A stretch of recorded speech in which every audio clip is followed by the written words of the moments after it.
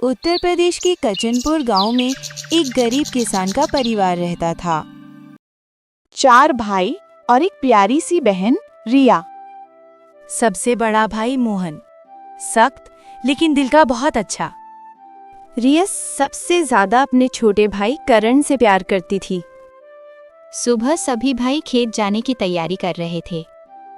रिया, हम शाम तक लौटेंगे, कुछ चाहिए तो बता दे, शहर जा रहा हूँ। नहीं भैया, कुछ नहीं चाहिए। अरे कुछ खा पी ले, नहीं तो पतली हो जाएगी। रहने दीजिए भैया, घर पर खीर रखी है, मैं खा लूंगी। तो ठीक है, लेकिन शाम को तेरे लिए जलेबी लाऊंगा। आज दूध की खीर बनाना। ठीक है मेरे प्यारे भैया। सभी भाई खेत चले गए।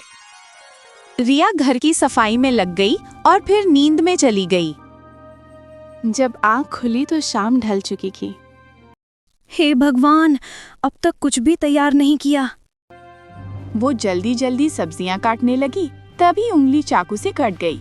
खून टपक कर खीर में गिर गया। हे भगवान, अब क्या करूं? भाई को पता चला तो बहुत गुस्सा होंगे। शाम को भाई लौट आए। घर में खीर की खुशबू फैल चुकी थी। वाह, खुशबू तो बड़ी लाजवाब है रिया बहना। आइए भैया, खीर तैयार है। अरे ये ले, तेरे लिए बाली और जलेबी लेकर आया हूँ। अरे रिया, उंगली कैसे कट गई? देख के काम नहीं कर सकती क्या? कुछ नहीं भैया, सब्जी काटते वक्त हो गया था।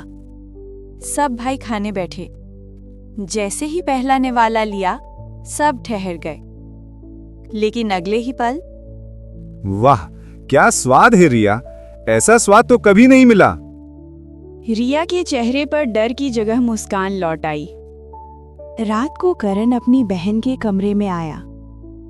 रिया, तूने खाना खाया?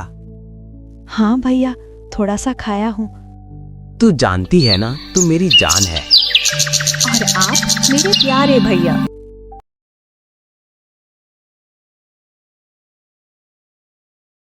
अगले दिन मोहन ने कुछ अजीब बात कही। रिया, कल हमारे साथ चलना, तेरे लिए रिश्ता देखने जा रहे हैं। क्या? पर मुझे किसी ने बताया ही नहीं। हम बड़े हैं, जो कह दिया वही होगा। भैया, मैं भी चलूंगा रिश्ता देखने। नहीं, तू घर पर रहेगा, घर का ध्यान रखेगा। तीनों भाई रिया को लेकर चले वे। शाम तक नहीं लौटे। करण बेचैन था। रात को दरवाजे पर दस्तक हुई।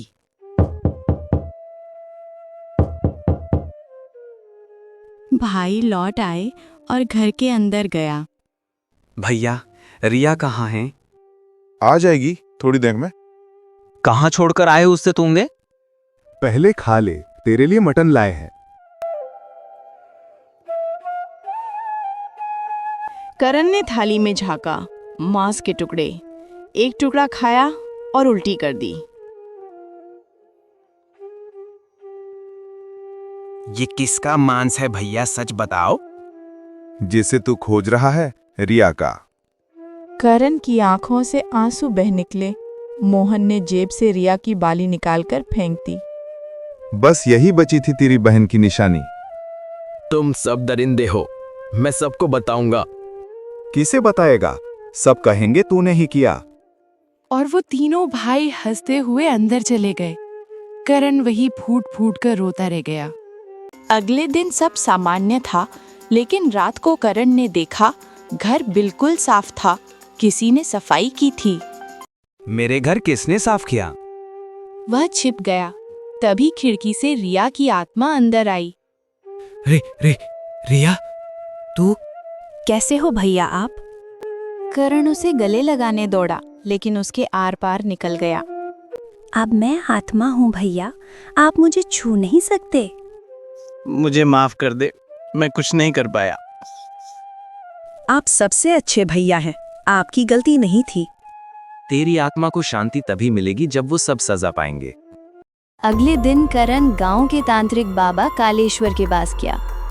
बाबा, मेरी बहन का बदला लेना है, कुछ उपाय बताएं। संभव है पुत्र, पर इसके लिए अपनी प्रिय वस्तु की बलि देनी होगी। जो भी हो मैं दूंगा, आप बस बताओ क्या करना है। पूर्णिमा की रात इस रक्त से अपनी बहन की आत्मा को जगाना।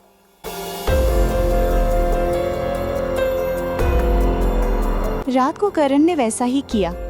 तेज प्रकाश फैला, रिया फिर जीवित हो गई। भैया, मैं जीवित हो गया। अब कोई तुझे छू भी नहीं पाएगा।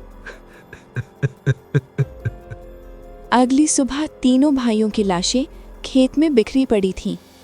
किसी ने नहीं देखा क्या हुआ, पर सबने सुना रात को किसी लड़की की हंसी गूंज रही थी।